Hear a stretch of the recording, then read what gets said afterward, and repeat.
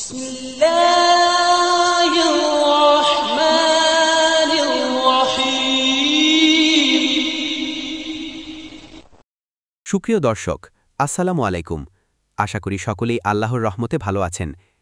আজকে আমরা এই ভিডিওতে হুর সম্পর্কে জানব। তার আগে সুপ্রিয় দর্শক, আমার এই চ্যানেলকে লাইক, শেয়ার, কমেন্ট এবং সাবস্ক্রাইব করুন। হুর শব্দটি আরবি শব্দ, যার অর্থ উজ্জ্বল সাদা-কালো চোখধারী। ইসলামিক বিশ্বাস অনুসারে হুর হল জান্নাতে ঈমানদারদের জন্য তৈরি করা বিশেষ সুন্দরী নারী, যাদের চোখ খুব সুন্দর হয়ে থাকে। ইসলামিক ধর্মগ্রন্থে হুরদের জান্নাতের এক বিশেষ পুরস্কার হিসাবে বর্ণনা করা হয়েছে, যেখানে বিশ্বাসীরা তাদের সাথে চিরকাল সুখে বসবাস করবে। কিছু ক্ষেত্রে হুর বলতে জান্নাতে পুরুষদের জন্য সঙ্গিনী বোঝানো হয়, যেখানে নারীদের জন্য কি থাকবে তা নিয়ে আলোচনা আছে।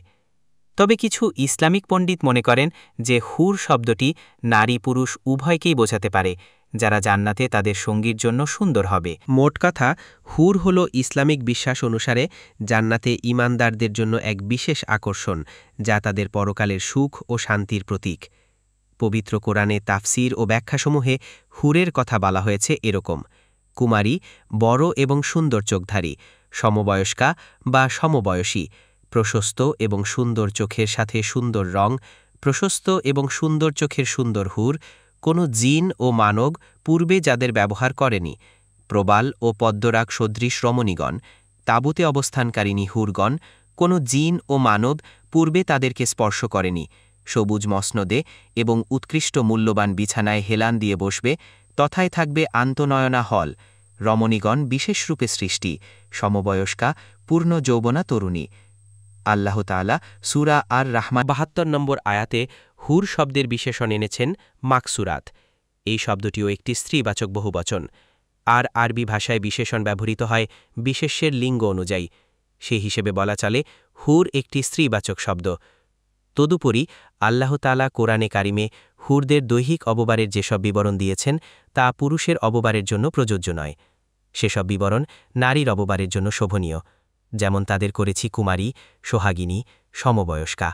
সূরা ওয়াকিয়ার ৩৬-৩৭ আয়াত। অন্য এক আয়াতে আছে, মুত্তাকিদের জন্য রয়েছে সাফল্য, উদ্যান, আঙ্গুর এবং স্ফীত স্তনবিশিষ্টা সমবয়সী বালিকা। সূরা আন-নাবা আয়াত ৩১-৩৩।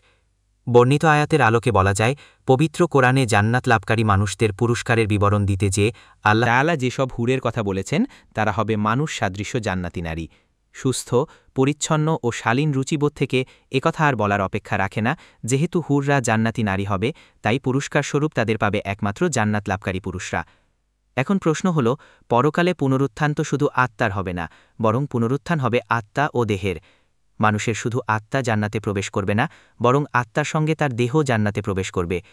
দেহের পরিতৃপ্তির জন্য পানাহারের দরকার হয় যৌন সম্ভোগেরও। জান্নাতে এ দরকার যেমন পুরুষের হবে, তেমনি নারীর জন্য প্রযোজ্য। আবার যেসব নারী জান্নাতে যাবেন তারা তো পুরুষদের মতোই ঈমান আমলের পরীক্ষায় উত্তীর্ণ হয়ে পুরস্কার স্বরূপ জান্নাত লাভ করবেন। আল্লাহ তাআলা দুনিয়ার জীবনে তাদের যেসব দায়িত্ব অর্পণ করেছেন সেসব দায়িত্ব পালন করেই তারা জান্নাতে প্রবেশ করবেন। সেক্ষেত্রে পুরুষরা জান্নাতে প্রবেশ করে হুর পাবেন, কিন্তু নারীরা কি পাবেন? বেহেশতে পুরুষের জন্য হুর, তাহলে নারীর জন্য কি? কোরআন কারিমের আয়াতে হুর শব্দের ব্যবহার লক্ষ্য করা যাক। হুর শব্দটি আরবি ভাষার শব্দ। এই শব্দটি বহুবচন। শব্দটির পুংবাচক রূপ হচ্ছে আহর এবং স্ত্রীবাচক রূপ হচ্ছে হাউর। পুরুষ এবং স্ত্রীবাচক উভয় শব্দ হচ্ছে হুর। অর্থ উজ্জ্বল সাদা-কালো চোখধারী উভয় রয়েছে, যেমন বোঝা যায় ইনসান শব্দ দ্বারা। ইনসান শব্দের অর্থ মানুষ। মানুষ বলতে আমরা নারী পুরুষ উভয়ই বুঝি। হুরদের মধ্যে নারী পুরুষ উভয় রয়েছে, বিধায় উল্লেখ করা হয়েছে জান্নাতবাসীদের জন্য হুর রয়েছে। তবে নারী কিংবা পুরুষকে কতটি হুর দেওয়া হবে সে ব্যাপারে নির্দিষ্ট কোনো ব্যাখ্যা পাওয়া যায় না। কিন্তু শহীদদের পুরস্কারের বিষয়ে একটি হাদিসে বলা হয়েছে, শহীদদের জন্য ৭০-এর অধিক হুরের ব্যবস্থা রয়েছে। অন্য একটি হাদিসে বলা হয়েছে, জান্নাতীরা ২ জন করে আয়তনয়না স্ত্রী পাবে। শহীদ ব্যতীত সাধারণ জান্নাতীরাও হুরদের সংস্পর্শে আসবেন, কিন্তু সেটির কোনো নির্দিষ্ট সংখ্যা থাকবে না। এজন্য থাকবে না জান্নাত এমন একটি জায়গা যেখানে অন্যায় আবদার বলতে কিছু থাকবে না, থাকবে না কোনো অপূর্ণতা। যে যার মতো ইচ্ছা পূরণ করে নিতে পারবে। জান্নাতীরা যদি মনে করে তাদের অসংখ্য হুরের দরকার, তবে সেটাই তারা পাবে। জান্নাতীদের জন্য কোনো সীমাবদ্ধতা থাকবে না। কাজেই কে কতটি হুর পাবে বা পাবে না এ প্রশ্ন অবান্তর। জান্নাতের পুরস্কার অবারিত, অসীম। সেখানে নারী পুরুষ উভয়ই সীমাহীন সুখ আস্বাদন করতে থাকবে এবং কারো প্রতি বিন্দু পরিমাণ জুলুম করা হবে না। তবে ঈমান এবং নেক আমলের সুবাদে যেসব নারী পরকালে জান্নাতে প্রবেশ করবেন তারা কোনো ধরনের বঞ্চনার শিকার হবেন না। জান্নাত এমন একটি জায়গা যেখানে অন্যায় আবদার বলতে কিছু থাকবে না, থাকবে না কোনো অপূর্ণতা, যে যার মতো ইচ্ছা পূরণ করে নিতে পারবে। জান্নাতীরা যদি মনে হয় তাদের অসংখ্য হুরের দরকার, তবে সেটাই তারা পাবে। জান্নাতীদের জন্য কোনো সীমাবদ্ধতা থাকবে না। কাজেই কে কতটি হুর পাবে বা পাবে না, এই প্রশ্ন উত্থাপন অবান্তর। জান্নাতের পুরস্কার অবারিত, অসীম। সেখানে নারী পুরুষ উভয়ই সীমাহীন সুখ আস্বাদন করতে থাকবে এবং কারো প্রতি বিন্দু পরিমাণ জুলুম করা হবে না। তবে ঈমান ও নেক আমলে যেসব নারী পরকালে জান্নাতে প্রবেশ করবেন তারা ঠকবেন না, তারা কোনো ধরনের বঞ্চনার শিকার হবেন না, কোনো ধরনের অবিচারের সম্মুখীন হবেন না, তা সুনিশ্চিত এবং অবধারিত সত্য। কেননা জান্নাতের পুরস্কারের মূলনীতি বলতে যে আল্লাহ তাআলা বলেছেন, সেখানে তোমাদের জন্য রয়েছে যা কিছু তোমাদের মন চাবে এবং যা কিছু তোমরা ফরমায়েশ করবে, এগুলো পাবে ক্ষমাশীল পরম দয়ালুর পক্ষ থেকে আতিথ্যতা স্বরূপ।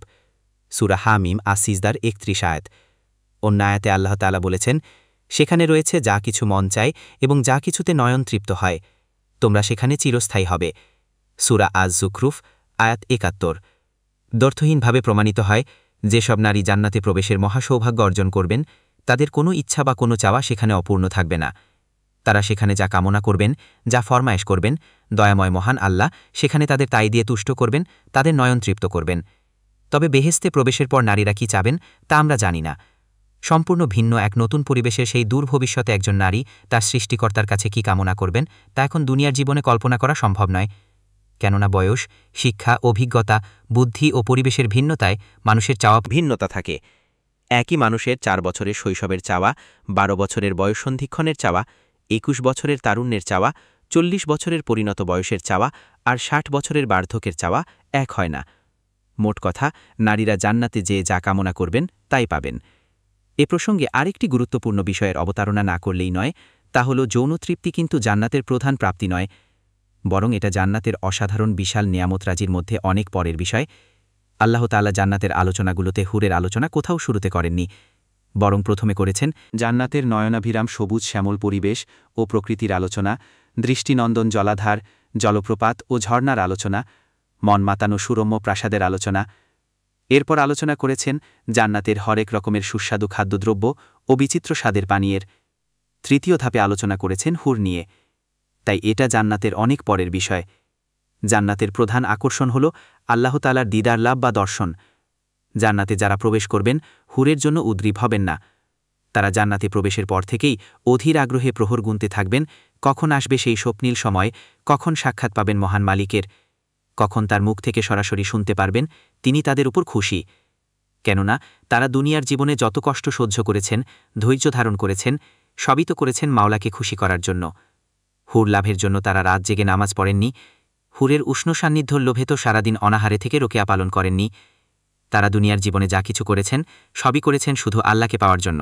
হাদিস শরীফে ইরশাদ হয়েছে, অন্য কোনো কিছুই জান্নাতবাসীদের নিকট মহান আল্লাহর দর্শন লাভের চেয়ে অধিক প্রিয় হবে না। মোট কথা, দিদারে মাজুন্ন অর্থাৎ আল্লাহর দর্শন লাভই হল জান্নাতের সবচেয়ে বড় পুরস্কার, যা নরনারী সমানভাবে লাভ করবেন। অতএব কোনো হুরের লোভে নয়, আবার হুর না পাওয়ায় আশাহত হয়েও নয়, বরং আল্লাহর সন্তুষ্টি লাভের আশায় ঈমানের সঙ্গে সৎকর্মে আত্মনিয়োগ করাই মানুষের কর্তব্য। আজ এ পর্যন্তই। সবাই ভালো থাকবেন, বেশি বেশি লাইক শেয়ার করবেন। আল্লাহ হাফেজ।